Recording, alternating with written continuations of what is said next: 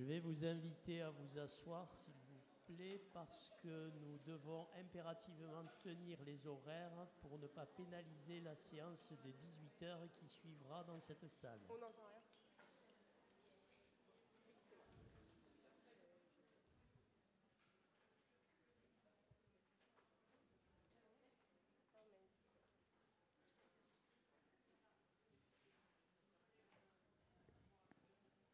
Alors, nous vous souhaitons la bienvenue à cette deuxième séance d'orthogénie contraception et remercions encore le collège de nous avoir permis de l'organiser.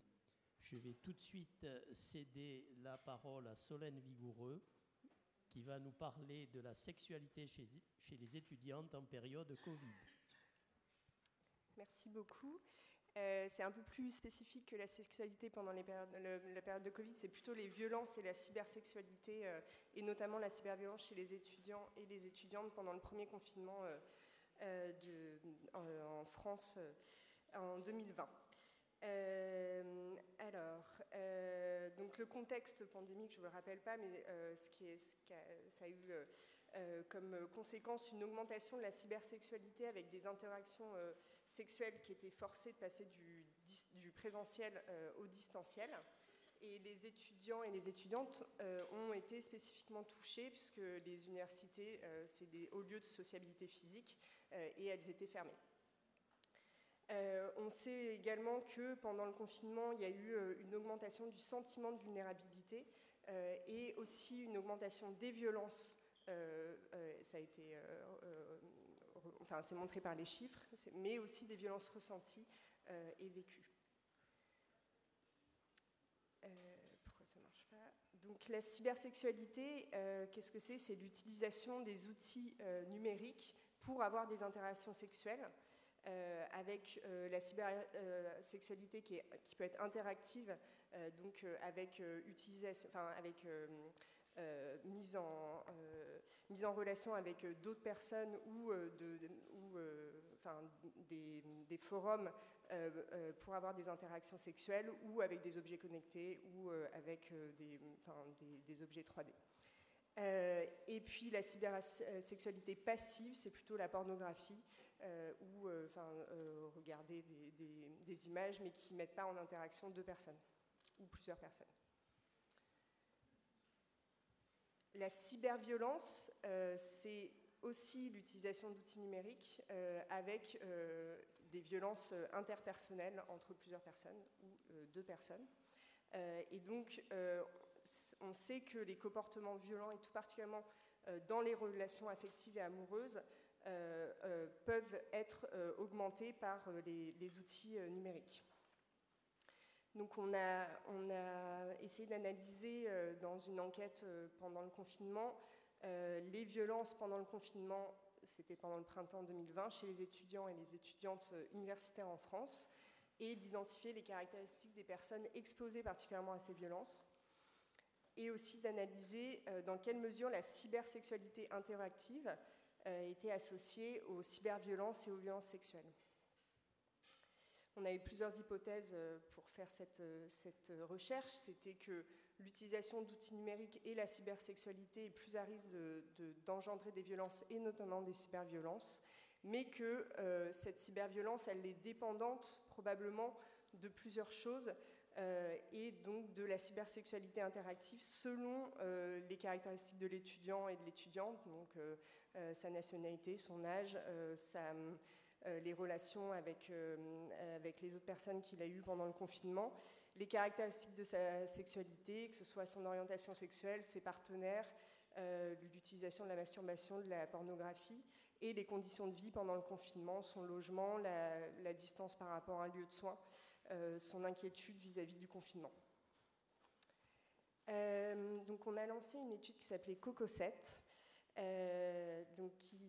on a interrogé 4 universités différentes, Paris-Saclay, Strasbourg, Angers, Nantes, dans l'idée d'avoir pas une représentation exhaustive de la France, mais d'interroger potentiellement des universités qui étaient plus ou moins soumises à des conditions de pandémie qui étaient importantes, donc Strasbourg et Paris-Saclay, et avec peut-être des dispositifs de santé qui étaient un peu différents.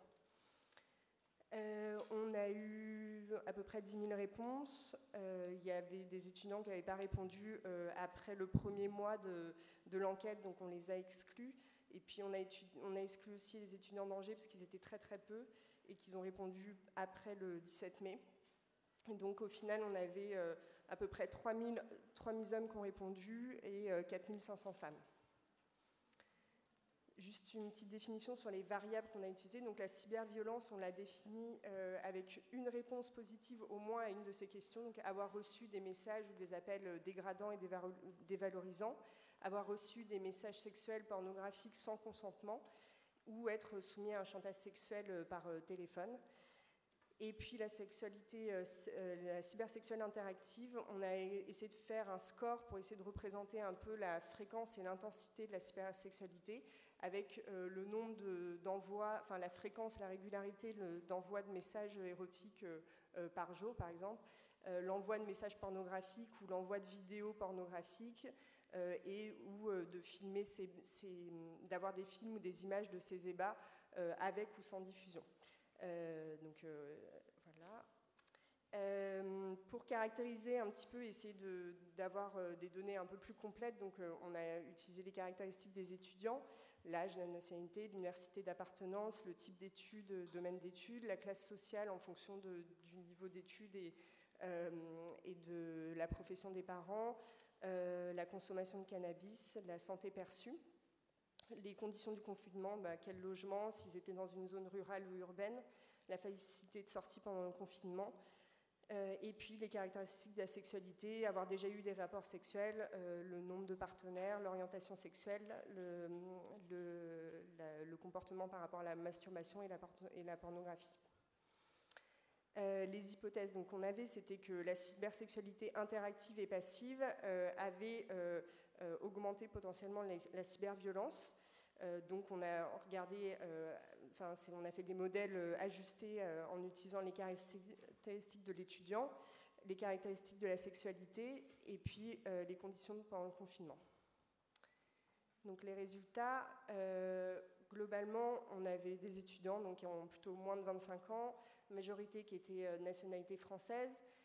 Donc c'est des étudiants donc, qui sont dans la grande majorité de classe sociale élevée. Et puis on avait des domaines d'études qui étaient différents en fonction des universités choisies. Donc à Paris-Saclay, il y avait plus de sciences de l'ingénierie par exemple, plus de sciences sociales chez les femmes ou plus d'études de médecine chez les femmes. Globalement, il y en a 30% qui nous ont dit qu'ils avaient une inquiétude vis-à-vis de leurs études dans les conditions de confinement. Et en ce qui concerne leur sexualité, il y en avait 20% qui déclaraient une absence de rapport sexuel pendant le confinement. 60% de femmes qui se déclaraient en couple avec au moins un partenaire, 47% d'hommes en couple avec au moins un partenaire. L'orientation sexuelle, il y avait peu de minorités représentées dans notre questionnaire, mais il y en a 20% qui n'ont pas voulu se prononcer sur leur orientation sexuelle.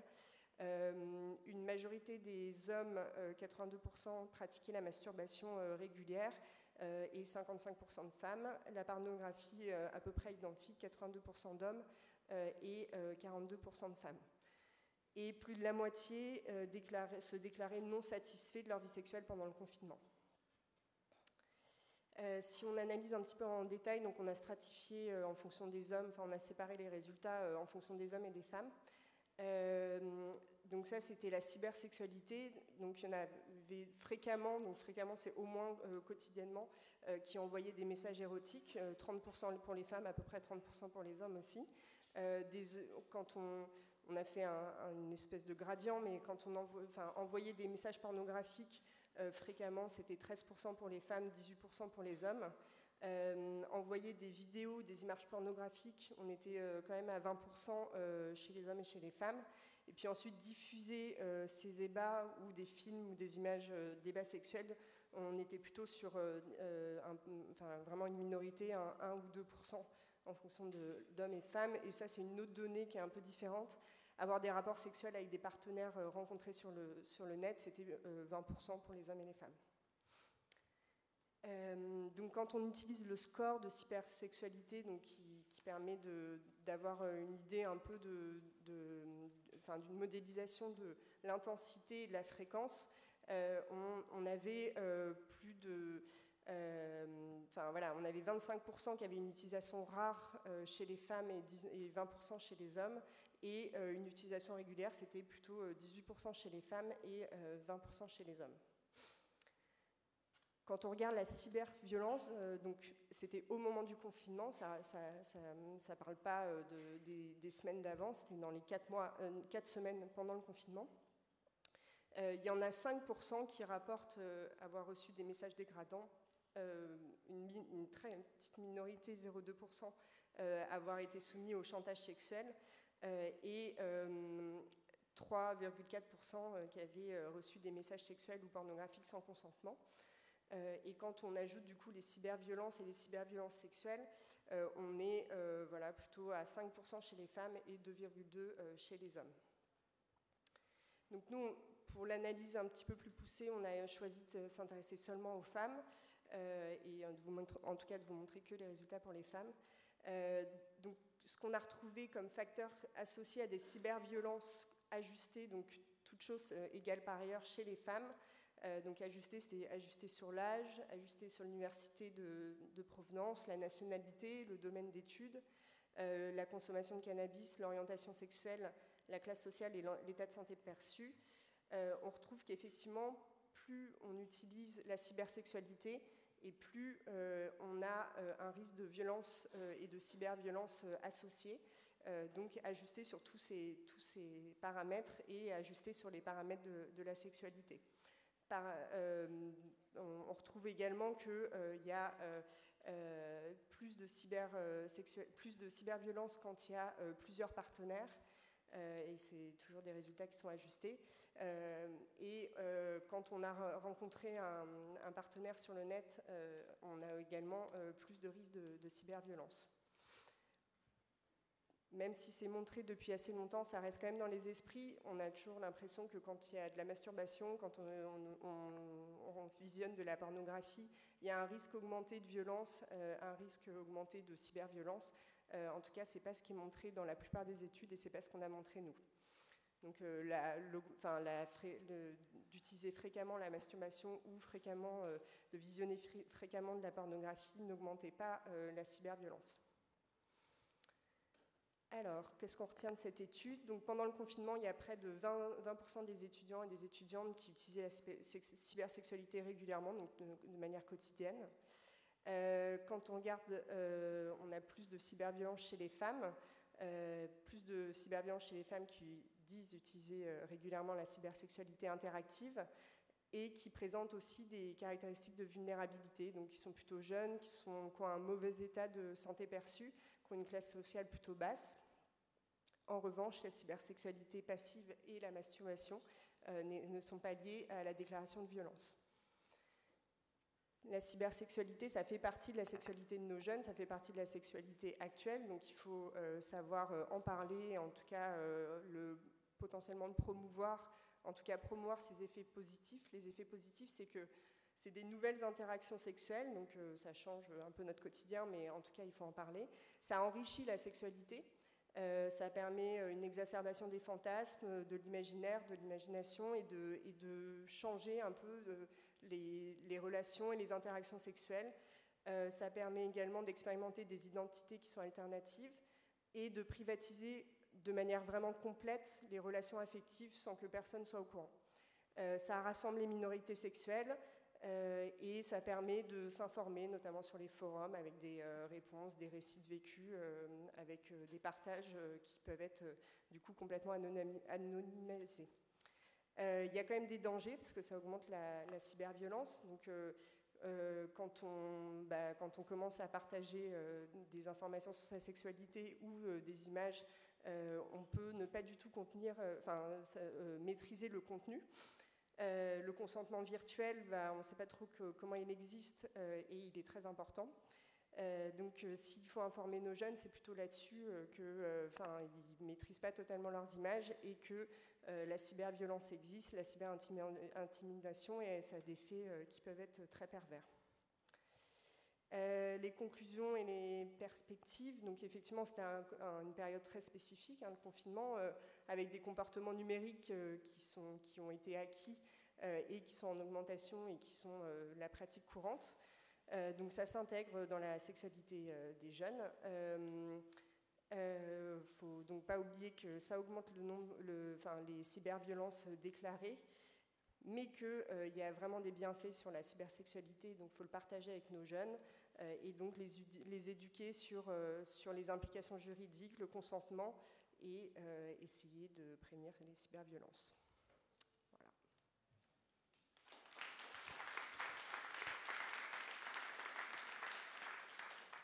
Merci Solène pour ce très beau travail et cette restitution. Y a-t-il des questions dans la salle ?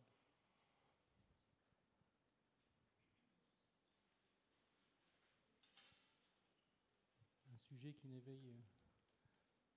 S'il n'y a pas de questions, je vais juste faire une remarque, c'est que la notion de consentement dans un rapport sexuel existe toujours, quel que soit le moyen, qu'il soit en présentiel ou virtuel.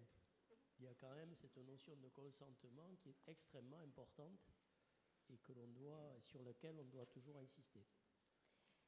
Est-ce qu'on sait avec qui ils avaient cette cybersexualité ? Est-ce que c'était entre étudiants ou est-ce que c'était avec d'autres personnes et le risque d'être ressollicité après le confinement, après la possibilité de retrouver des partenaires ? Enfin, ce que je veux dire par là, est-ce que c'était avec des partenaires connus qu'ils avaient une cybersexualité et comme ils étaient séparés, ils avaient cette sexualité ensemble ? Ou est-ce que c'était avec des inconnus avec lesquels il y a eu des possibilités de suite ou de cyberviolence liées au fait que ce soit des inconnus? Je ne sais pas si c'est clair mon truc. Oui, c'est clair. Donc la cybersexualité, c'était souvent avec des partenaires connus, mais ça pouvait être aussi des partenaires anonymes rencontrés sur Internet. Après, sur les cyberviolences, donc il n'y en a quand même pas beaucoup, donc ça c'est quand même un point positif, c'était 5%. Effectivement, on a décliné les personnes qui étaient autrices, mais c'était difficile à classer, c'était plutôt des gens comme ce qu'on retrouve dans les violences sexuelles, des gens qui sont connus soit des conjoints, soit des ex-conjoints ou partenaires.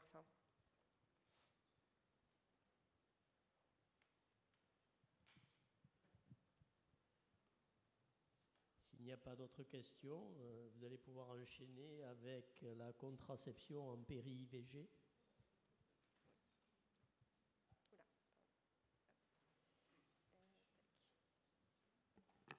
Donc, bonjour à tous. En fait, là, je présente la thèse d'une interne, Élise Leroyer, qui n'a pas pu venir.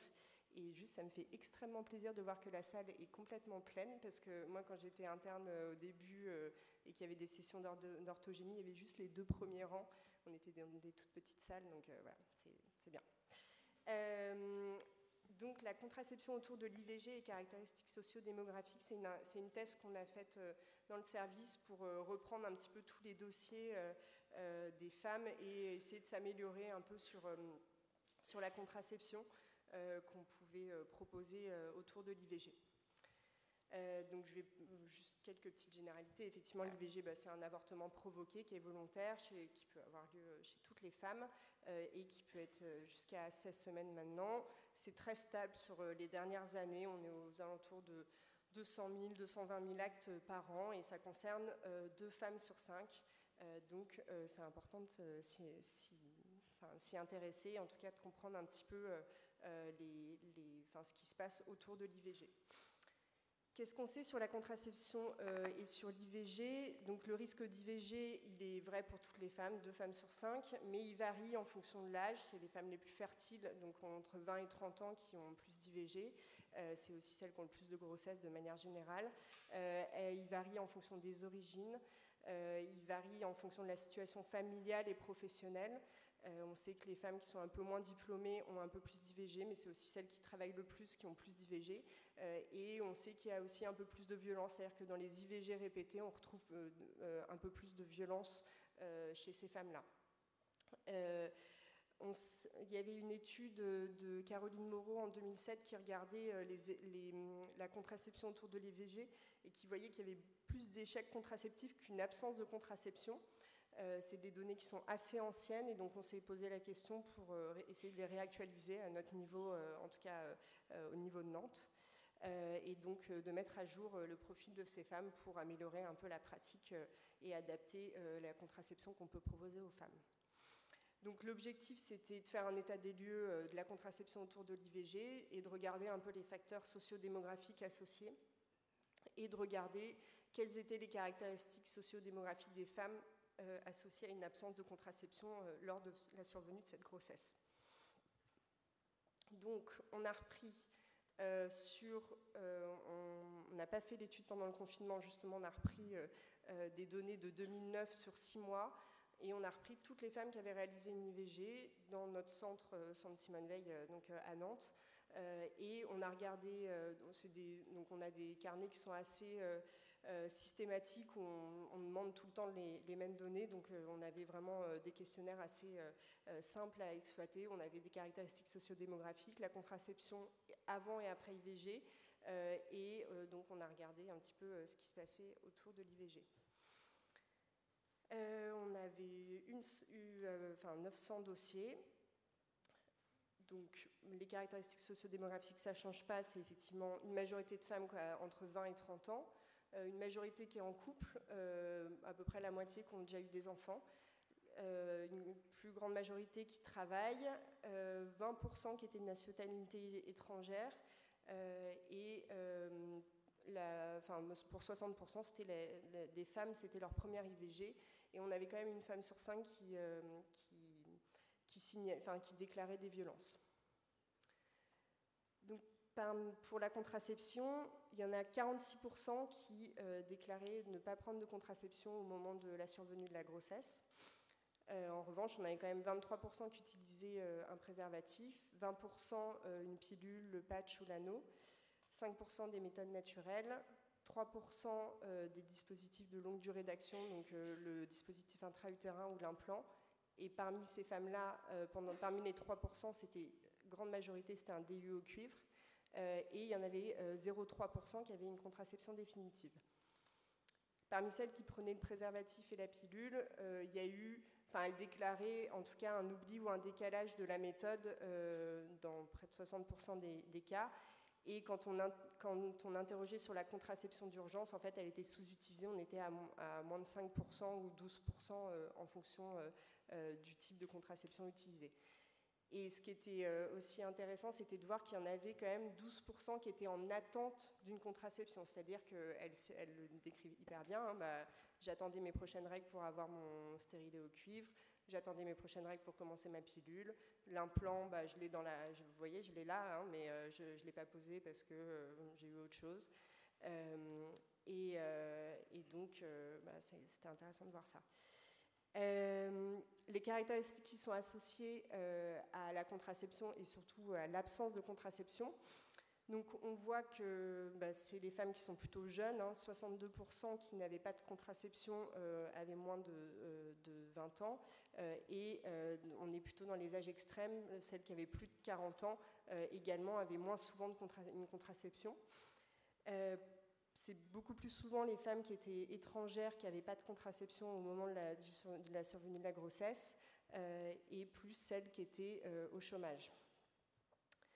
On retrouve aussi le professionnel de santé référent, que ce soit une sage-femme, un médecin généraliste, qui était absent pour celles qui n'avaient pas de contraception.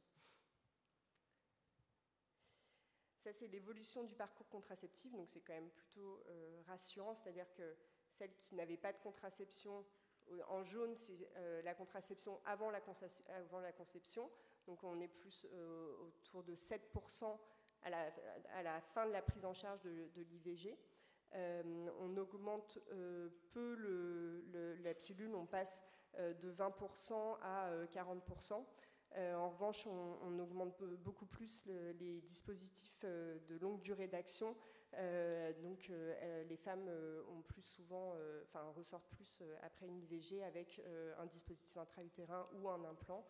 Il y en a quand même 10% qui ressortent avec une prescription de préservatif. Et quelques-unes avec des méthodes naturelles ou d'autres qui s'orientent vers la contraception définitive. Donc ça, c'est ce qu'on a déjà dit. Donc effectivement, 4 femmes sur 5 sortent avec une contraception qu'on appelle médicale, soit 40% avec pilule, patch ou anneau, soit 40% avec un dispositif intra-utérin ou un implant, et 7% qui n'avaient pas de contraception à la sortie. Il y en a aussi qui ne sont pas venus à la visite de contrôle, donc qui n'ont pas pu avoir la prescription qui était prévue initialement, et d'autres qui s'orientent vers la contraception définitive. Quand on essaye de comprendre un peu les failles, en tout cas celles qui avaient une contraception prévue et qui ne l'ont pas eu au décours de l'IVG, donc au décours de l'IVG média, il y en a 20% qui sortent sans contraception. Et parmi elles, il y en avait qui avaient eu un échec de prescription, c'est-à-dire qu'initialement, elle doit avoir une prescription d'implant, et puis en fait, il n'a pas été posé au moment de l'IVG médicamenteuse, et puis en fait, elles ne sont pas venues, et donc du coup, elles sont sorties sans contraception, alors que finalement, on peut poser l'implant au moment où on donne la mifepristone, et au moment où on est avec la femme. À la visite de contrôle, donc il y en a 33% qui ne sont pas venus, ça c'est un peu les chiffres qu'on retrouve dans tous les centres d'IVG, et il y en avait 12%, enfin 13% qui devaient avoir une contraception qui devait être discutée à ce moment-là, et c'est là-dessus qu'on perd justement les femmes sur une contraception efficace. Dans la discussion, donc la population qu'on a étudiée, elle est à peu près conforme à la population décrite dans la littérature des femmes qui ont une IVG. Voilà, elles ont entre 20 et 30 ans, elles sont actives, c'est leur première IVG et dans 20% des cas, elles déclarent une violence. Les divergences qu'on avait par rapport à l'étude de 2007, c'est qu'on avait une part importante de nationalité étrangère dans notre recueil. Alors, est-ce que c'est une spécificité régionale à Nantes, qui est une grande ville de migration, ou est-ce que c'est une modification des migrations depuis une dizaine d'années? Ça, je n'ai pas totalement de réponse. L'IVG est autant lié à un échec contraceptif qu'à une absence de contraception. Mais ça a augmenté, c'est-à-dire que par rapport à la littérature et aux données de 2007, on a plus d'absence de contraception que d'échec de contraception. Alors, est-ce qu'on s'est un peu trompé quand on a retranscrit ce que nous disait la patiente, c'est-à-dire qu'elle nous disait qu'elle n'avait pas de contraception, ou alors qu'elle utilisait les méthodes naturelles, et donc le praticien s'est dit, elle ne prend pas de contraception. Ou est-ce que c'est la patiente elle-même qui s'est dit j'utilise le retrait, je ne vais quand même pas lui dire parce que c'est quand même pas une contraception. Est-ce que c'est lié au nombre de femmes qui sont de nationalité étrangère qui, on le sait dans la littérature, ont moins souvent une contraception? Ou est-ce que c'est aussi lié à une modification du paysage contraceptif depuis la crise de la pilule de 2012 avec une baisse de l'utilisation des méthodes hormonales? C'est probablement un petit mixte des deux, des trois. Il y a très peu de grossesses, donc ça c'est plutôt rassurant quand même qu'il y a très peu de grossesses sous contraception très efficace, donc sous dispositif de longue durée d'action. Notamment pour la contraception définitive, je vous rassure, les 3 cas, le 0,3% qu'on avait, c'était donc il y en avait 2 dans des cas de vasectomie où il n'y avait pas eu des spermogrammes après, ou alors il y avait eu des rapports dans les 3 mois. Il y en avait une qui était enceinte au moment de la contraception définitive de la ligature des trompes, et il y en avait une, c'était une migration d'implant, je crois.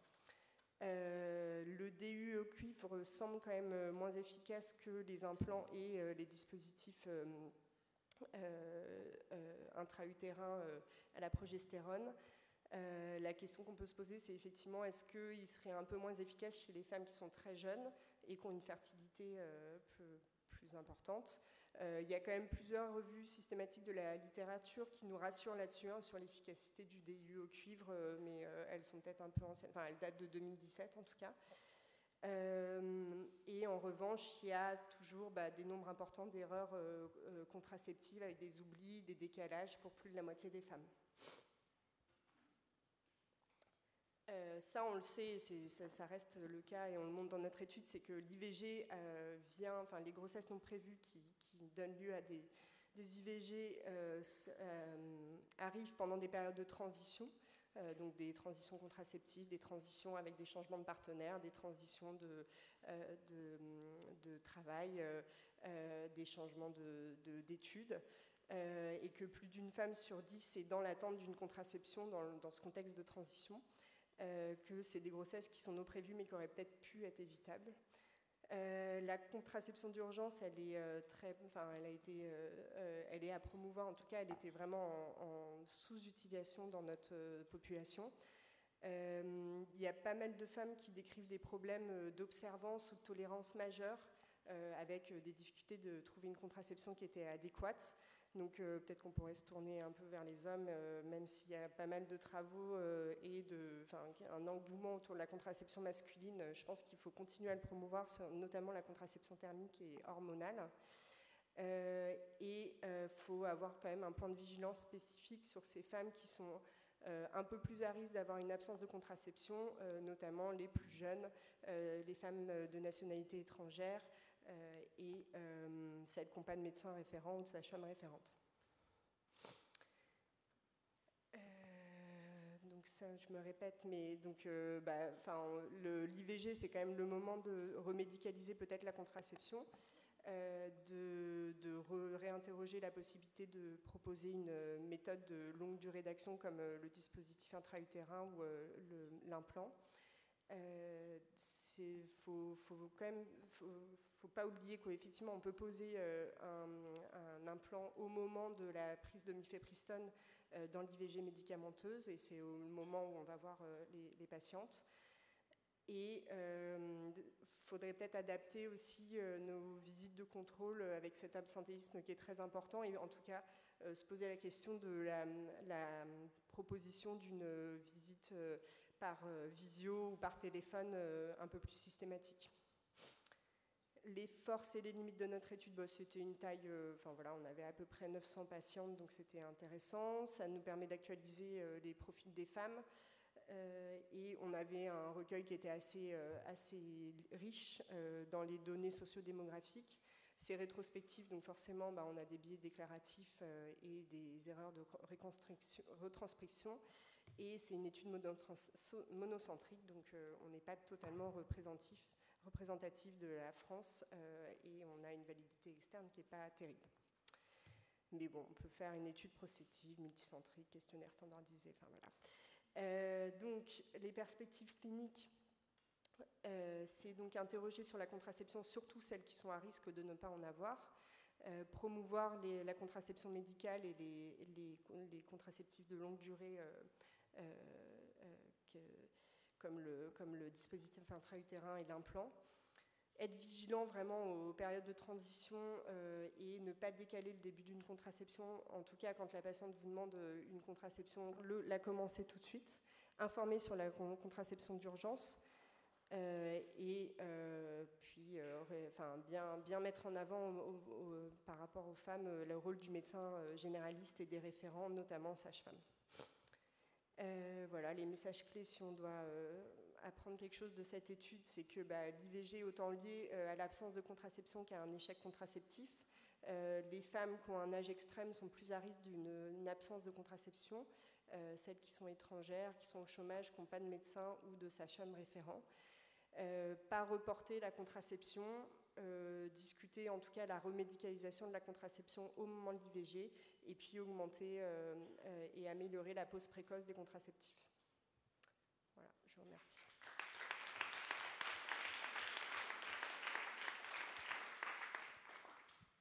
Merci Solène. Y a-t-il des questions dans la salle? Alors déjà, je voulais te féliciter d'enchaîner 2 topos, c'est un exercice peu courant, qui était très bien en plus les deux. J'étais surpris par le chiffre de 45% d'absence de contraception. Je pense que ça tient beaucoup au fait, dans la façon dont on mène les interrogatoires, nous, et dès que c'est des contraceptions qui sont non médicalisées, on considère que ce n'est pas de contraception. Et que, en fait, quand on commence à détailler un peu les différentes méthodes, y compris les méthodes naturelles, etc., au final, on se rend compte qu'il y avait une méthode contraceptive en place. Est-ce que Je voulais juste savoir, en fait, dans le petit carnet là, que tu décrivais, hein, standardisé pour les prises en charge des IVG, comment c'est décrit, en fait, comment on remplit est-ce que c'est un espace blanc que le praticien remplit? Est-ce que c'est une case à cocher avec les différentes méthodes? Et si c'est des cases à cocher avec les différentes méthodes, est-ce que figurent justement les contraceptions non médicalisées? Alors, en fait, bizarrement, on est passé du carnet papier à l'informatique, et en fait, de passer du papier où on avait justement presque plus de choses à cocher, à l'informatique, on a perdu énormément de données. Là, c'était sur des carnets papier, et on a la chance d'avoir pas mal de conseillères conjugales dans notre service. Donc, les femmes qui demandent une IVG ont assez souvent une double consultation avec la conseillère conjugale et ensuite le médecin ou la sage-femme. Et donc on a des données assez précieuses sur la contraception qui sont recueillies par la conseillère conjugale avec là je ne vous ai pas présenté, mais on avait des données qualitatives sur le type d'erreur, le nombre de contraceptions qu'elles avaient avant, mais on n'avait pas un recueil exhaustif du type de contraception et pas des cases à cocher avec comme ce qu'on peut faire dans des études d'épidémiologie avec vraiment toutes les contraceptions listées et savoir s'il y a eu des échecs ou pas. Et effectivement, ça, on pourrait, en tout cas dans nos pratiques et quand on a présenté la thèse dans le service, c'est une des choses qu'on peut améliorer sur le recueil contraceptif. Et on se rend compte effectivement que quand les femmes réfléchissent à leur contraception et qu'elles nous décrivent effectivement une contraception naturelle ou quelque chose, ou en tout cas où elles y réfléchissent, c'est plus simple après de prendre peut-être une contraception œstrogestative si elles se rendent compte que celle-ci n'a pas marché. Enfin, elles sont quand même dans une dynamique de... de toute façon, elles font quelque chose, c'est mieux que rien, quoi, même si ça ne marche pas. Bonjour, docteur Bonnier, Martinique. Bravo pour votre travail. On a fait le même, nous, en 2014, avec un étudiant. On avait 600 questionnaires. Je voudrais insister sur la contraception d'urgence, l'utilisation de la contraception d'urgence, où nous, on avait trouvé que 90% des femmes de notre étude n'avaient pas pensé à prendre la contraception d'urgence, quand ce soit un oubli de pilule, un problème technique avec le préservatif, et que ne pas y avoir pensé parce qu'elles ne pensaient pas être enceintes à ce moment-là. Et que de fil en aiguille, on arrive aussi aux connaissances qu'elles peuvent avoir avant, ces connaissances qu'elles n'ont pas parce qu'elles n'ont pas eu peut-être d'intervention scolaire, et que malgré une loi qui date de 2004, eh bien, on est toujours en train de ramer pour faire des interventions en milieu scolaire, et que si ces femmes avaient les bonnes informations, on n'en serait peut-être pas là. Et je pense que c'est quelque chose qui stagne depuis plus de 20 ans maintenant, donc il serait peut-être temps qu'on passe la vitesse supérieure. En tout cas, bravo, et ça serait intéressant qu'on puisse comparer nos résultats de 2 régions différentes. Merci. Avec plaisir. Effectivement, on avait à peu près les mêmes données. 5 à 10% des femmes n'avaient pas du tout utilisé n'avaient pas pensé, avaient utilisé la contraception du genre. Donc, 95% n'y avaient pas pensé quand elles pouvaient y avoir droit, quoi.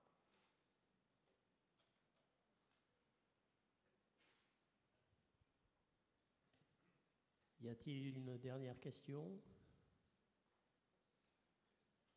Bien, alors merci Solène.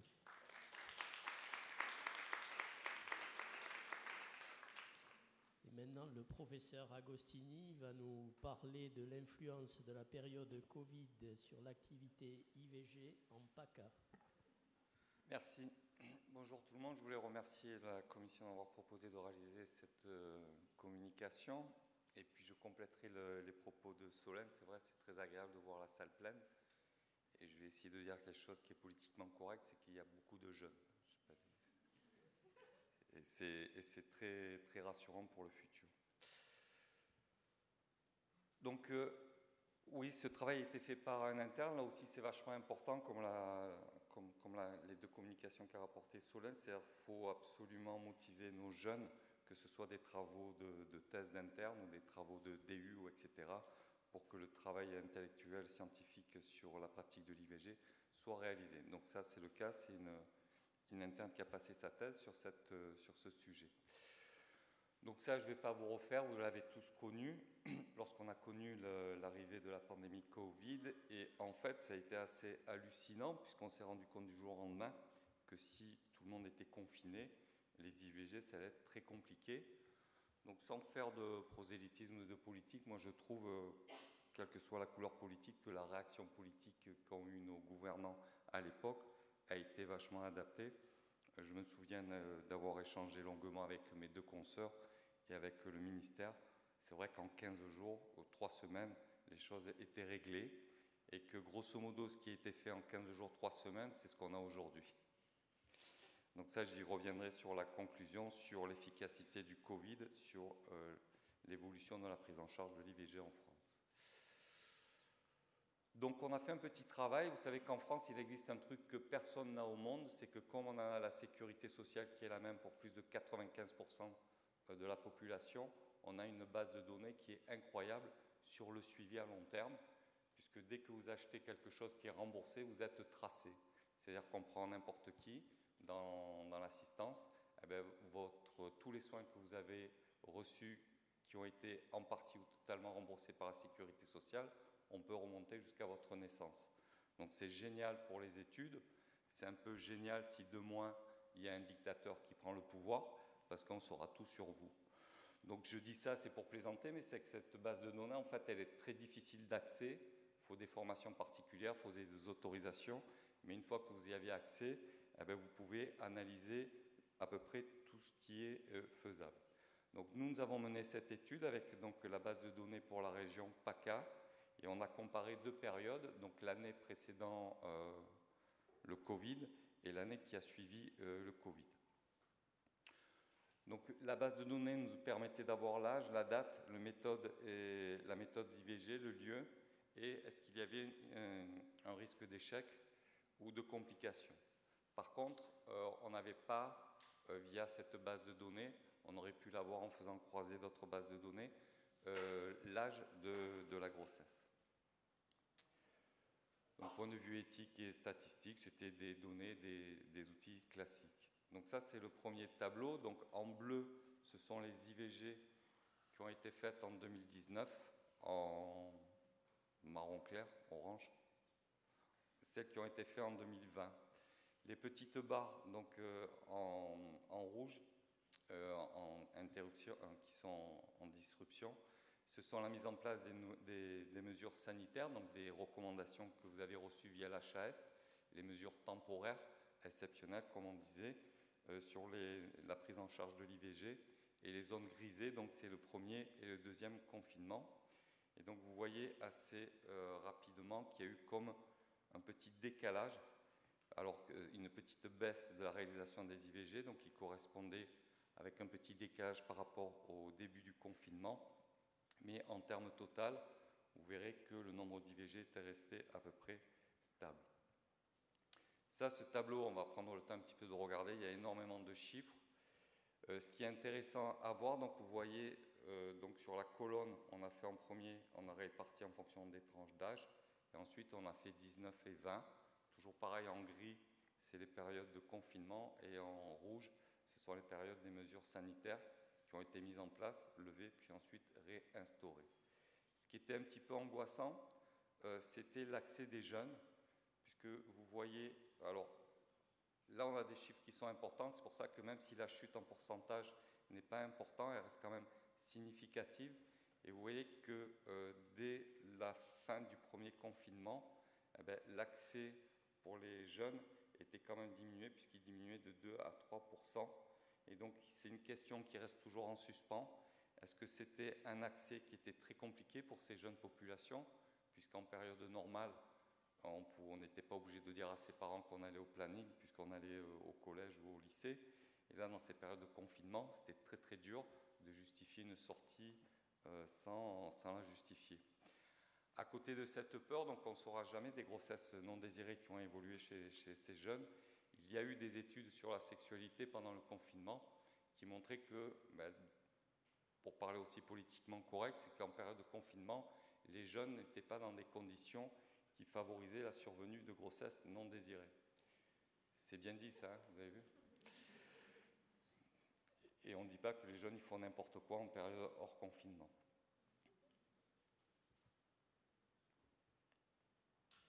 Donc en ce qui concerne la répartition et en fonction des méthodes utilisées, Donc c'est un peu une évolution qui est apparue. Donc vous voyez en bleu foncé, c'est les IVG médicamenteuses en ville en 19 et en bleu clair en 2020. En vert foncé, les IVG médicamenteuses hospitalières facturées à l'hôpital, je vous dirai pourquoi c'est important, en 19, vert clair en 20, et les IVG chirurgicales en 19 et en rouge un peu plus clair, en rose pâle ou en orange, celles qui ont été effectuées en 20. Et vous voyez que dès la mise en place des mesures sanitaires, en fait, on va avoir une diminution de plus en plus importante des IVG chirurgicales et une augmentation des IVG médicamenteuses. Alors en fait, la distinction IVG médicamenteuse en ville et IVG médicamenteuse à l'hôpital, elle est faussée, puisqu'il y a de nombreux hôpitaux qui, depuis des années, facturent des IVG médicamenteuses à l'hôpital, mais le font en ville. C'est-à-dire que nous, on facture une IVG médicamenteuse à l'hôpital, mais la patiente part avec ses médicaments. En fait, ceci a été amplifié, et il faut le prendre comme ça, c'est-à-dire que le nombre d'IVG médicamenteuses qui ont été faites en ville, de par l'activité des centres de soins ou des libéraux en ville, a augmenté, de même que la part des IVG médicamenteuses en ville faites à partir des hôpitaux. En ce qui concerne le taux d'hospitalisation pour échec ou complications, en ce qui concerne les IVG médicamenteuses, il était similaire en 20 et en 19. Par contre, en ce qui concerne le taux des complications des IVG médicamenteuses faites en ville, il était un peu plus important. Lorsqu'on prend donc, dans le premier groupe qu'on fait la subdivision de celles qui étaient réalisées en ville, il était un peu plus important. Ça, je pense que c'est probablement beaucoup de praticiens qui ont mis en place l'IVG médicamenteuse en ville qui avaient peut-être un peu moins l'habitude et qui peut-être ont indiqué un peu plus la prise de misoprostol secondaire ou pas parce qu'ils n'avaient pas l'habitude de cette pratique. Ce qui est un peu consternant, c'est que les chiffres de téléconsultation en région PACA rejoignent les chiffres au point de vue national. C'est que là, par contre, on n'a pas du tout été bon et on est toujours aussi mauvais. C'est le développement de la téléconsultation pour les IVG médicamenteuses. Ça, en fait, le gros problème, contrairement à nos collègues anglais et au Royaume-Uni, c'est qu'il n'y a pas une approche globale en termes de santé publique. C'est qu'en France, chaque praticien faisait ou pas la téléconsultation. Donc, en fait, la patiente cherchait en premier le praticien et ensuite, selon ses pratiques, elle avait accès à la téléconsultation. En Angleterre ou en Écosse, c'était totalement différent. La patiente téléphonait et d'emblée de jeu, on lui proposait une téléconsultation ou un présentiel. Ce qui fait que l'expérience de la téléconsultation a été proche de zéro en France. Donc ça, c'est un peu plus difficile à comprendre, mais si j'ai compris, vous allez y arriver. La courbe en orange, en fait, ce sont les conceptions qui ont donné lieu à une naissance vivante 9 mois plus tard. Et en bleu, donc, ce sont les conceptions qui ont donné lieu à une IVG 9 mois plus tard. Pourquoi c'est important de voir ça? C'est ce qu'on a vécu au niveau PACA, on l'a vécu au niveau national. C'est-à-dire que les variations en termes d'IVG aussi, il faut le corréler au nombre total de grossesses qu'il y a eu. Et on voit qu'en région PACA, ça rejoint un peu ce qui s'est passé au niveau national, c'est que la variation du taux d'IVG s'explique aussi par la variation du nombre total de grossesses qu'il y a eu, que ce soit en PACA ou au niveau national. Donc sur PACA, le chiffre a diminué de 3,5%, mais ce qui, même si statistiquement significatif, je ne suis pas sûr que ça représente forcément une difficulté d'accès aux soins, c'est probablement une diminution du nombre total des grossesses. Il y a eu une augmentation fulgurante de l'IVG médicamenteuse par rapport à la chir, et c'est ce qu'on retrouve au niveau national. Et la pratique de l'IVG médicamenteuse en ville aussi a explosé avec une part de plus en plus importante. Donc ça, je vais passer, comme ça on rattrapera un peu le temps perdu. Je voulais juste accéder, donc pointer sur le problème des jeunes. C'est qu'en fait, probablement, alors ça peut être, c'est pour se donner bonne conscience, c'est que le fait qu'il y ait eu beaucoup moins d'IVG chez les jeunes, c'est que les conditions n'étaient pas favorables pour avoir des grossesses non désirées. Et puis aussi, il y a des études qui ont été faites sur la sexualité. Contrairement à ce qu'on peut penser, c'est que le confinement c'était quelque chose de très stressant pour l'activité sexuelle, quel que soit l'âge. Ce qui est déplorable, c'est la téléconsultation qui n'est toujours pas développée, qui a été totalement absente pendant cette période et qui est malheureusement encore aujourd'hui très peu absente. Et pour conclure, je dirais, on va passer, je dirais deux éléments. Le premier, c'est que le Covid a eu un accélérateur incroyable, comme je vous l'ai dit en introduction. Ce qu'on a vécu en termes d'évolution pour la prise en charge de l'IVG, que ce soit le passage à l'IVG médicamenteuse à 9 semaines, que ce soit les conditions de délivrance des médicaments, le rôle des pharmaciens, la place de la téléconsultation en théorie, tout ceci, on l'a eu en 2 ou 3 semaines, et il est fort probable qu'en dehors du Covid, on l'aurait eu, je pense, en 5 à 10 ans. Donc tout ceci, je ne vous le dis pas, il ne faut pas le diffuser. Pourquoi? Parce que si vous avez affaire à des complotistes, ils vont être capables de vous dire que les pro-IVG ont mis au point le virus Covid pour avoir ça. Je vous remercie.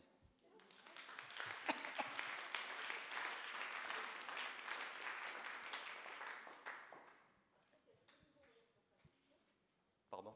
Il y a 2 nouveaux moyens de contraception, la cybersexualité et le confinement. Voilà, ouais. Merci Aubert. Des questions à poser dans l'Assemblée? Des expériences à partager?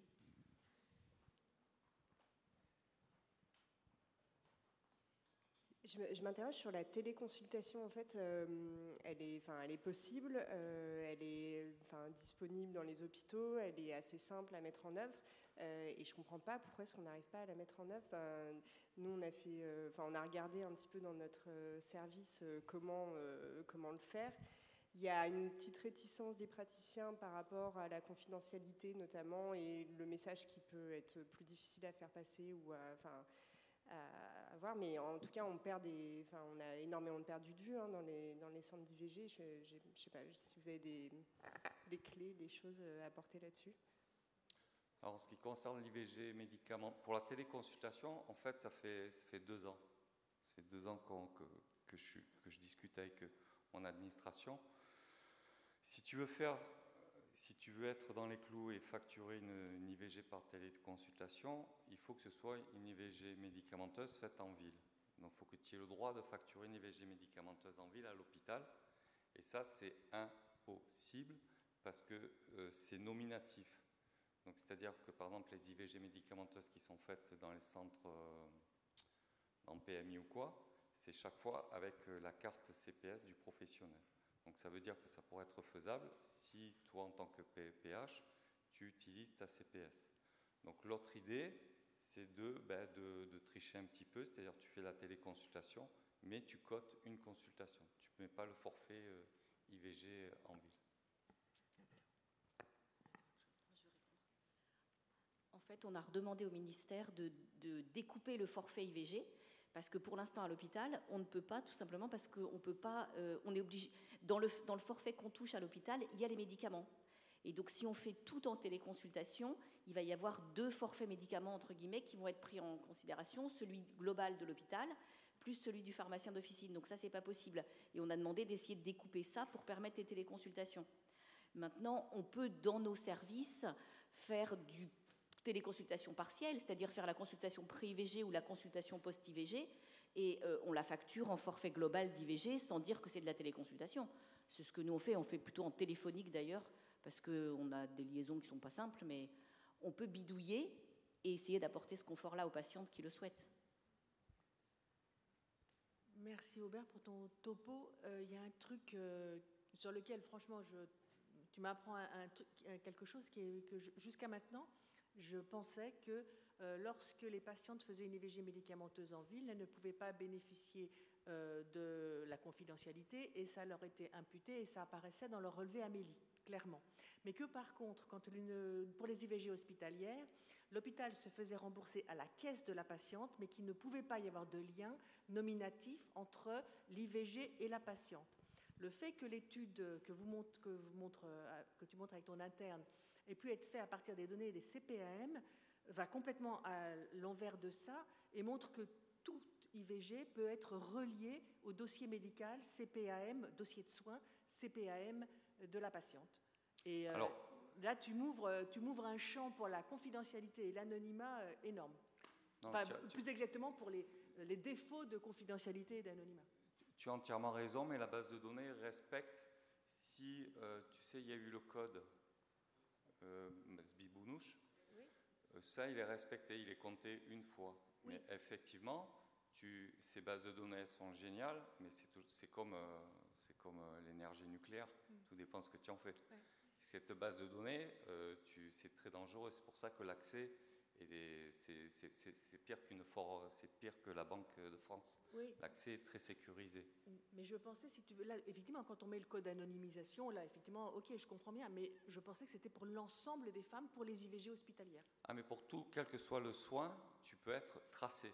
Après, il y a des systèmes qui font que tu n'arrives pas à avoir le nom, toi, en tant que chercheur ou quoi, tu ne pourras pas remonter le nom, c'est vachement codé, c'est vachement protégé. Mais tu peux très bien imaginer qu'on puisse aller plus loin. Alors moi je reviens à un autre point, c'est par rapport à l'IVG médicamenteuse par téléconsultation en ville. Tu donnais l'exemple du Royaume-Uni et de l'Écosse et de l'Angleterre. Il y a un vrai problème qui se pose quand même, parce que moi péniblement je continue à essayer d'en faire. C'est l'obstacle sont les pharmaciens. Parce que les Anglais, d'une part, il y a une unité, puisque voilà, effectivement, les femmes téléphonent, on leur demande. Les Anglais envoient les médicaments par la poste. Tandis que nous, bon, ce qui nous semblait être une bonne chose, c'est que ça passait par la pharmacienne de ville, donc vraiment avec une promiscuité.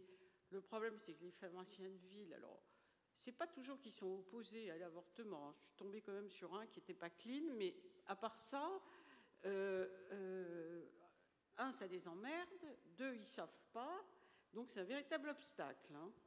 Un véritable obstacle.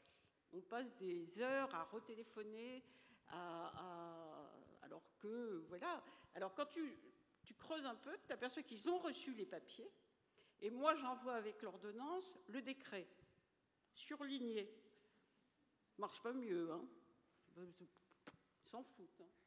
Oui, je suis d'accord avec toi. Je crois qu'il y a 3 freins à la téléconsultation en France. Il y a les pharmaciens, il y a les protocoles avant 7 et après 9, parce que là on devient des gros malades, hein. C'est-à-dire qu'on fait du médicamenteux jusqu'à 9, on fait du chir, et après à 14, on fait du med et du chir.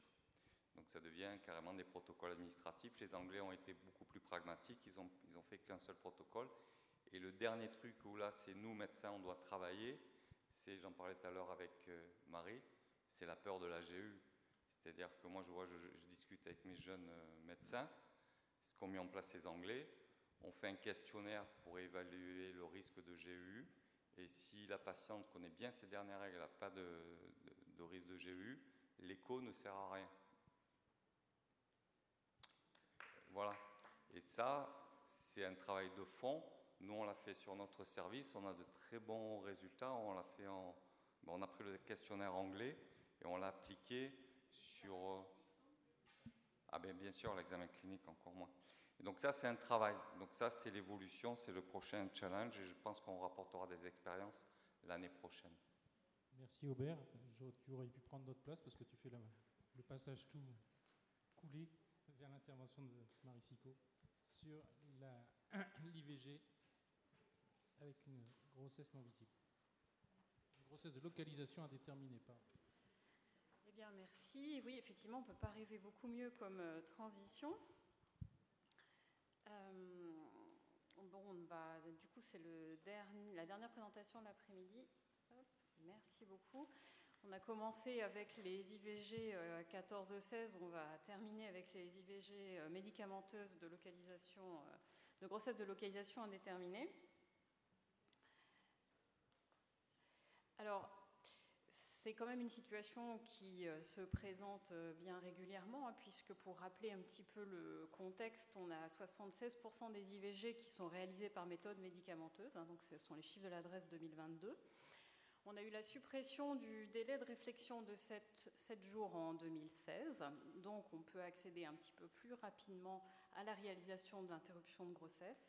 Et on a des recommandations du CNGOF de 2016 qui explicitent clairement cette technique.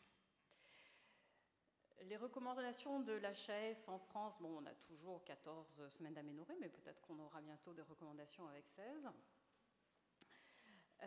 En ce qui concerne en tout cas les IVG médicamenteuses sur grossesse de localisation indéterminée, on va bien évidemment se situer très souvent avant 6 semaines d'aménorrhée. Et donc on a un protocole de mifepristone 600 ou 200 et 24 à 48 heures plus tard, 400 microgrammes de misoprostol en sublingual. La visite de suivi, contrairement à ce qu'elle se fait habituellement entre le 14e et le 21e jour pour les IVG médicamenteuses, là on va plutôt la faire un peu plus tôt, à J5 ou à J7.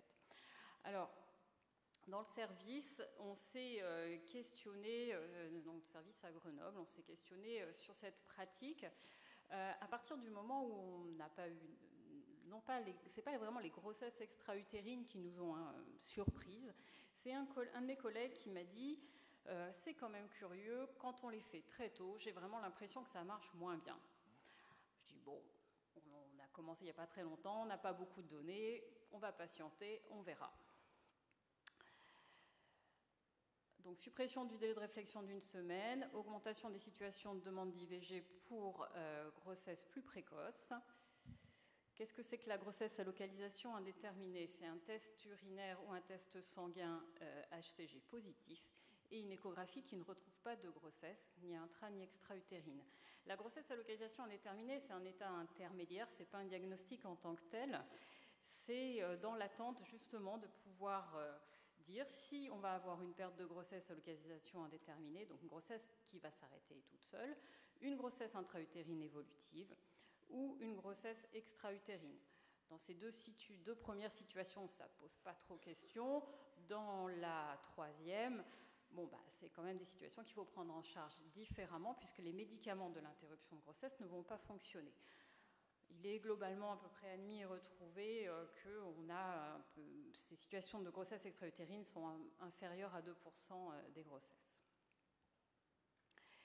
Les recommandations du CNGOF en 2016, elles disent qu'il n'y a pas de contre-indication à la réalisation d'une IVG dans le cadre d'une grossesse de localisation indéterminée sous condition. Absence de facteurs de risque et de symptômes de GU, patiente compliante, informée du risque de GU et des signes d'alerte. Donc à savoir que c'est donc des patientes qui vont avoir une information précise sur ce qu'est une grossesse extra-utérine, ce qui n'est pas le cas de toutes les patientes qui peuvent potentiellement être enceintes. Les recommandations de suivi se font par le dosage des bêta-HCG plasmatiques et on attend une baisse de 50% à J5 ou de 80% à J7. J5 ou J7, ça nous laisse un petit peu de facilité avec le calendrier hebdomadaire. Alors il y a des freins à cette pratique. On les a encore vérifiés récemment puisque avec le réseau d'orthogénie auquel je participe donc dans la région Auvergne-Rhône-Alpes, on a animé un webinaire à l'automne dernier sur cette thématique. On a envoyé un petit questionnaire aux praticiens avant pour connaître leurs pratiques et on voit que la crainte de la GU revenait quasiment systématiquement dans tous les questionnaires. Également la crainte des patientes perdues de vue. On a vu avec les topos précédentes qu'on avait quasiment 33% de patientes qui ne venaient pas à la consultation de suivi. Donc là, on voit, pour exclure la grossesse extra-utérine, l'importance de cette consultation de suivi. Donc c'est une crainte des professionnels. Ressortait aussi la crainte de traiter par excès une grossesse qui s'arrêterait spontanément. Bon. Alors la bibliographie, on a donc repris un petit peu ce qui s'était fait. Il y a quelques études, mais il n'y en a pas tant non plus. Les taux de réussite, donc d'efficacité, sont globalement bons. Dans l'étude Antric 2021, c'est une thèse qui a été faite à Lille. Il y avait un taux inférieur à 90, mais à savoir qu'ils ont compté la grossesse extra-utérine dans les taux d'échec, ce que n'ont pas fait les autres, et ce que nous n'avons pas fait non plus, puisque ça ne peut pas fonctionner, la méthode médicamenteuse sur une grossesse extra-utérine. Sur une grossesse intra-utérine. Alors, nous, ce qui nous avait interpellés, c'était ces grossesses évolutives. On voit que dans les études, on a des taux qui sont très différents. Mais notre questionnement de départ, il était, est-ce que ça marche moins bien quand on est très tôt? Et le très tôt, on l'a défini avec en fait une absence de sac gestationnel à l'échographie et un taux d'HCG qui correspond donc à cette absence de sac, soit inférieur à 1000. Et en fait, dans les études qui sont présentées là, on ne retrouve pas toujours cette information précise, c'est-à-dire de savoir si on voyait ou pas le sac gestationnel quand a été pratiquée l'interruption de grossesse. Pour l'étude de Schaff en 2001, on n'a pas le détail. Sur l'étude de Golson, toutes les patientes avaient une absence de sac gestationnel visible à l'échographie. Sur l'étude de Heller, sur les 115 patientes qui présentaient une grossesse de localisation indéterminée, il y en avait seulement 16 avec une absence de sac gestationnel. Et sur l'étude de Bijac et Fiala de 2017, en fait, on n'a pas le détail. Enfin, bon, on voit grosso modo que ça marche bien, hein, c'est les taux habituels de succès de la méthode de l'IVG. Mais après, la question qui se posait, c'était vraiment, est-ce que ça marche moins bien quand on est très tôt? Donc, on s'est dit, on va regarder si ça fonctionne. Selon les recommandations, on va appliquer le protocole, qui est le protocole du service, avec les recommandations du collège de 2016. On a fait une étude qui est donc descriptive, rétrospective, un petit peu comme les études précédentes, à savoir que celle qu'on attend quand même, c'est l'étude prospective qui va se terminer fin 2023, qui est randomisée, qui est une étude suédoise et anglaise, et qui nous apportera peut-être des informations différentes. Mais bon, la nôtre, elle est comme les précédentes, elle est observationnelle, descriptive, rétrospective. On a repris toutes les situations entre janvier 2017 et juin 2022 sur 3 centres dans la région de Grenoble. On a regardé également, donc dans ce taux d'échec, on voulait détailler un petit peu si on avait un taux de grossesse évolutive, les grossesses arrêtées incomplètement expulsées, qui ont nécessité une prise en charge chirurgicale, le taux de grossesse extra-utérine, puisque quand même on s'en préoccupe. Et on a essayé d'analyser les facteurs de risque associés à l'échec. La population, ces femmes majeures en demande d'IVG qui présentent une grossesse précoce et qui ont eu une IVG médicamenteuse. Le protocole, c'est mifepristone 200 mg avec un dosage de bêta-HCG plasmatique le jour de la prise de mifepristone, AJ3 400 microgrammes de misoprostol et donc un deuxième dosage de bêta-HCG, AJ5 ou AJ7, et une consultation de suivi juste au décours. Donc là, une consultation de suivi qui se fait vraiment très précocement. On donne une information très détaillée en fait à la patiente sur le risque de grossesse extra-utérine et la nécessité du suivi. Comme je disais tout à l'heure, ce que l'on ne fait pas forcément dans les autres situations où les femmes pourraient potentiellement être enceintes. Alors, pour les statistiques, on a utilisé les méthodes classiques. Les résultats, on en avait donc 165 patientes au départ. On en a exclu quelques-unes, données manquantes, mineures, œufs clairs. On en a perdu de vue 12 sur les 155 finalement retenus. Et donc, il nous en reste 143. L'âge moyen des patientes était de 30 ans, 42,7% étaient fumeuses. On avait une gestité moyenne à 3, une parité à 1,26 et un bêta-HCG médian à 1308. Alors concernant l'échographie, pour revenir sur ce que nous discutions tout à l'heure avec Aubert, dans 25% on avait une vacuité utérine, dans 50% des cas on avait un sac gestationnel sans vésicule vitéline et dans 24,5% des cas on n'a pas fait d'échographie, c'est pas qu'on a oublié, c'est qu'on n'a pas jugé que c'était nécessaire puisqu'il y avait une date des dernières règles cohérente, qu'il n'y avait pas de facteur de risque de grossesse extra-utérine et qu'on avait un dosage de bêta-HCG qui était très largement inférieur au seuil de visibilité à l'échographie. Donc on s'en est dispensé. On a un taux de réussite de cette méthode d'IVG de 93,47%, donc ce qui est à peu près dans ce que l'on peut voir dans les études précédentes. Dans les échecs, donc c'est ça qui nous intéressait au départ, on a 4 cas de grossesse évolutive, donc c'est pas énorme, mais bon, c'est un petit peu plus que ce qu'on peut voir habituellement. Et on avait effectivement des taux de β-HCG qui étaient inférieurs à 1000 pour ces 4 patientes. Et on avait 5 cas de rétention trophoblastique. Et on a eu 4 GU. Concernant les facteurs de risque prédictifs d'échec, bon, on a regardé. Après, à savoir qu'effectivement, on n'a que 148 patientes, ce qui est quand même une limite importante. Le lien entre le tabac et l'échec d'IVG, on a retrouvé un lien significatif.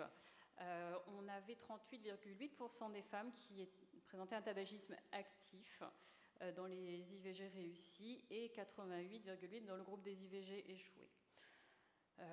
Dans l'étude, alors ça, c'est pas des choses qui ont été, c'est pas des facteurs qui ont été forcément analysés dans les études que je vous ai montrées précédemment, en dehors de la thèse qui a été faite à Lille et où il n'avait pas retrouvé de lien entre le tabac et l'échec de l'IVG. Entre la gestité et l'échec, là aussi, bon, on a retrouvé un lien avec une gestité moyenne de 95 pour les femmes qui ont une IVG réussie et de 4,07 pour les IVG échouées.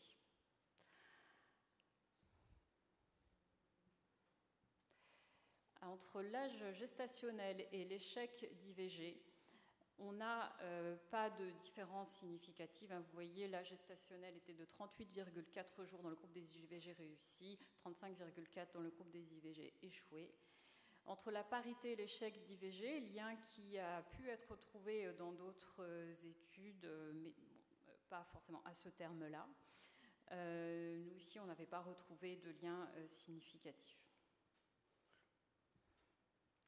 On a regardé l'âge des femmes et l'échec de l'IVG, et là, en fait, on est limite, on a un petit p à 0,053.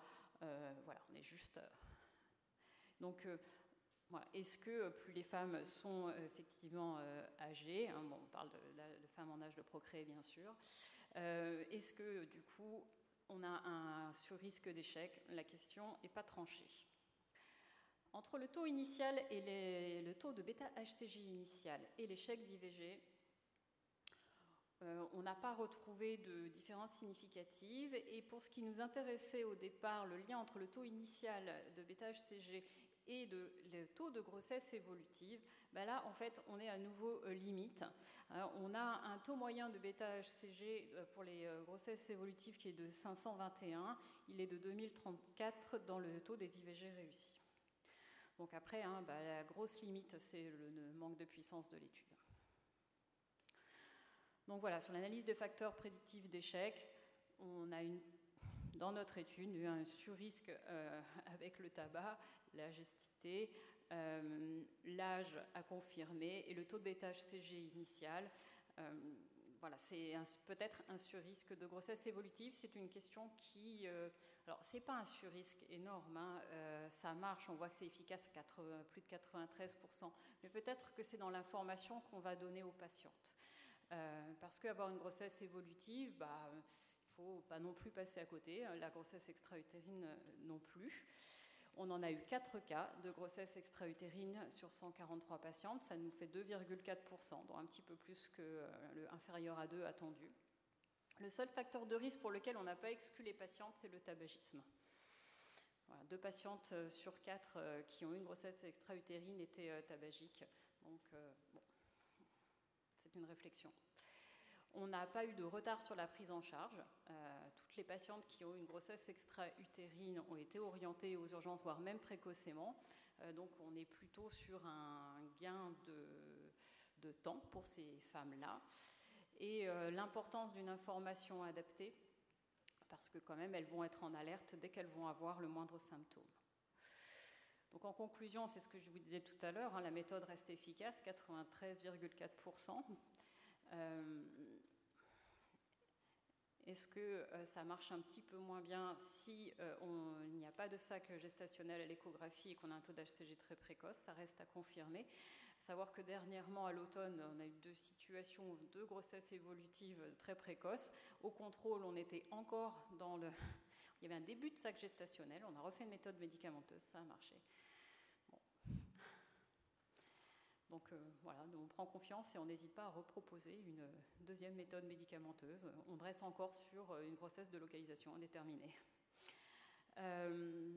Voilà, alors, la relation entre le tabac et la gesticité et le risque d'échec. Le taux de perte de vue, 7,6%, donc c'est très inférieur quand même aux 33% habituels. Donc évidemment, ces patientes perdues de vue, on a vérifié qu'elles n'étaient pas passées aux urgences, mais elles ne sont pas passées aux urgences, mais on n'en a pas plus de nouvelles. Néanmoins, elles sont perdues de vue, mais elles ont eu une information très précise sur ce qu'était la grossesse extra-utérine. Voilà, donc on est plutôt à faire des diagnostics précoces de grossesse extra-utérine sans surrisque. Merci.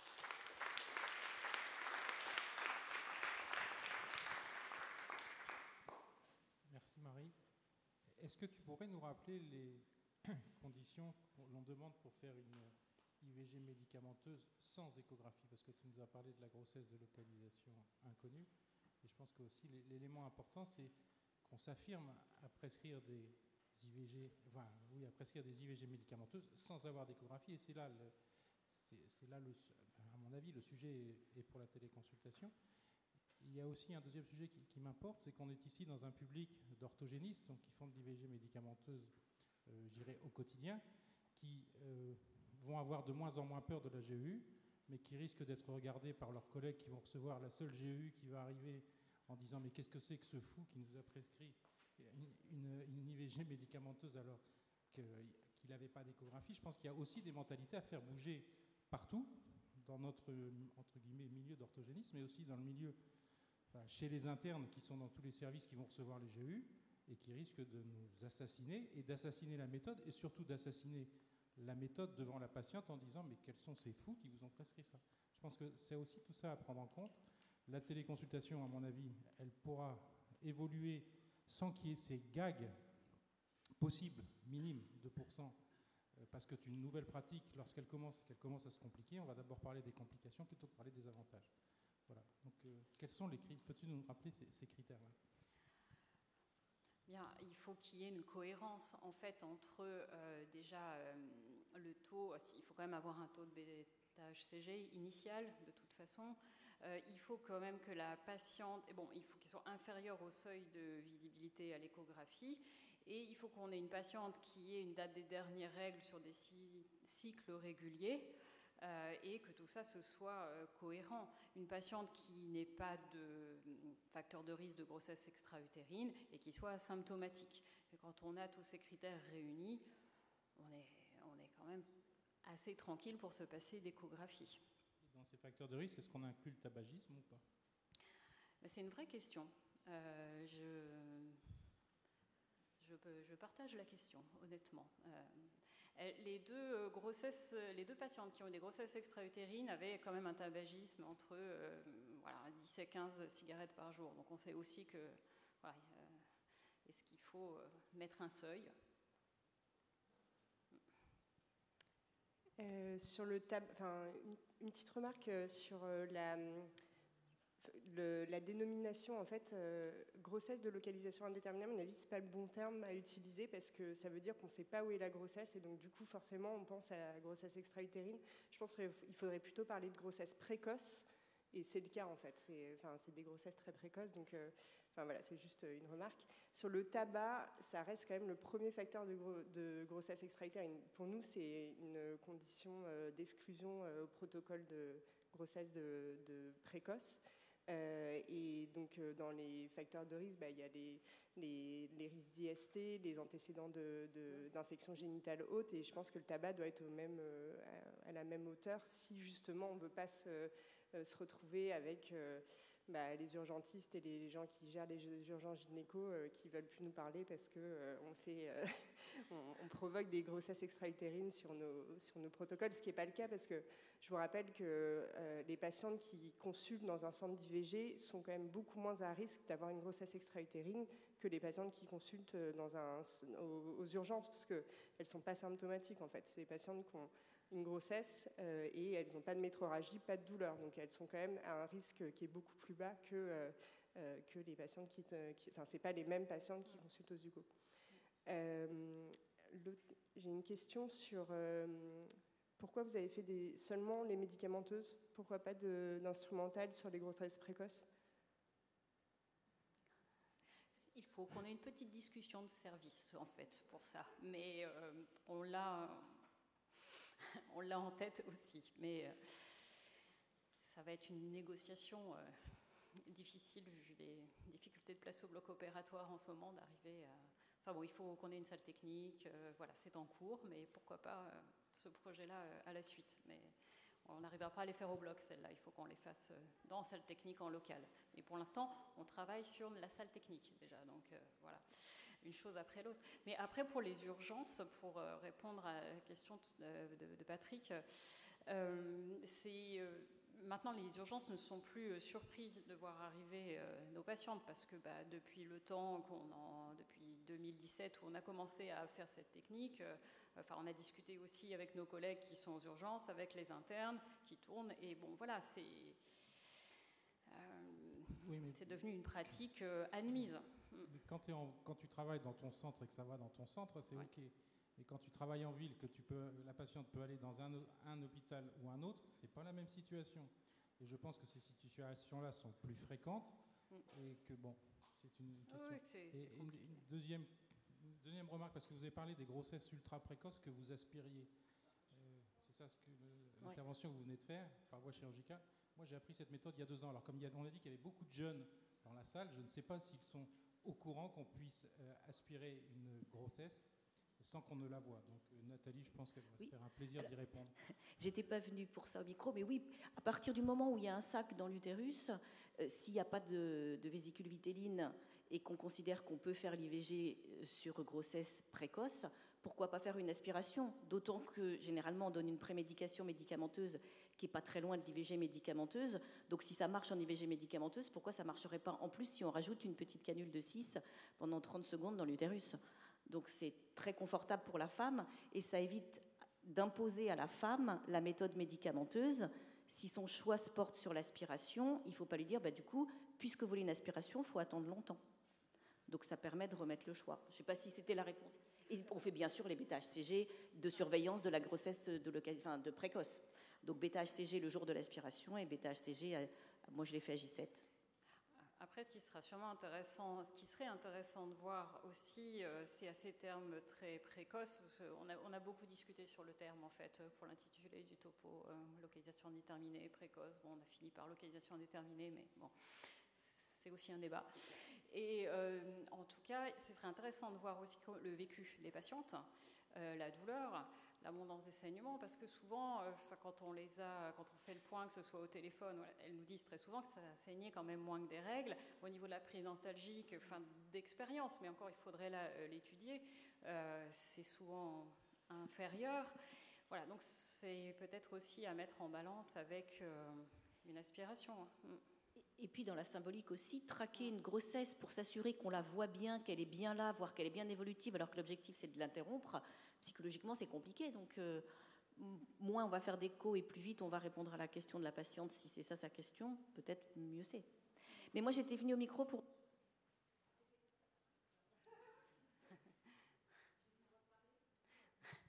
Ici, tu as encore 6 minutes.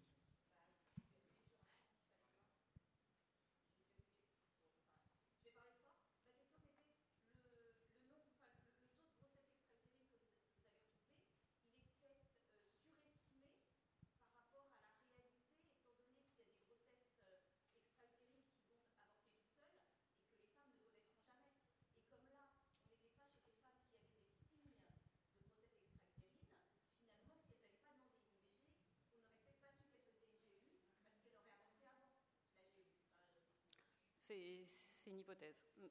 tout à fait.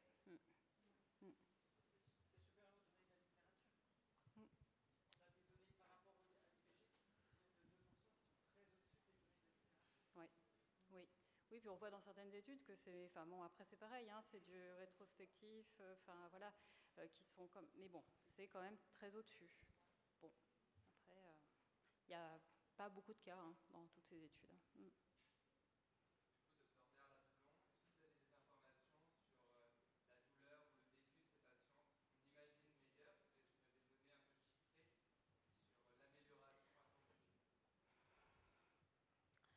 En tout cas, dans les études sur les grossesses précoces, l'IVG sur grossesse précoce, ce n'est pas des choses qui ont été, enfin, qu'on retrouve dans la littérature. Ce serait intéressant à faire et à étudier. Et maintenant, on voit hein, le nombre de patientes. Là, on en a 148 sur un centre où entre début janvier 2017 et fin juin 2022, on a fait 6000 IVG au total. Donc il faudrait effectivement avoir du multicentrique et peut-être un petit peu, pas observationnel, rétrospectif. Enfin, voilà, il faudrait peut-être caler les choses un petit peu plus, les étudier de façon un peu meilleure.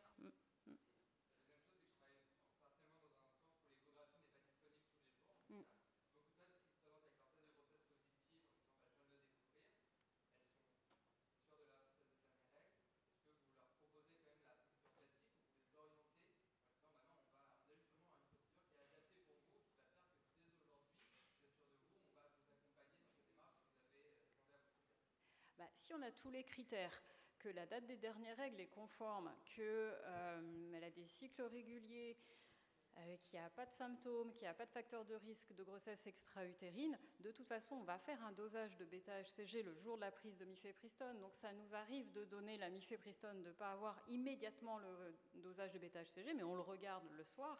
Ça nous est arrivé comme ça d'orienter les patientes aux urgences parce qu'on s'est dit non mais là ça ne va pas du tout, c'est probablement une grossesse extra-utérine. Mais il faut être quand même très strict sur les critères, il faut quand même bien suivre le dosage des bêta-HCG, mais a priori, si on est bien avec tous les critères et que tout est cohérent, voilà, enfin, et que la patiente a bien compris qu'on l'a bien informée, on ne perd pas de temps en tout cas sur une prise en charge de grossesse extra-utérine. Je suis désolé, on va terminer parce qu'il faut laisser la place aux internes qui ont leur formation dans 2 minutes. Le temps de remercier tout le monde, les orateurs qui ont été brillants et le public qui a bien réagi et de vous dire à l'année prochaine pour la prochaine séance.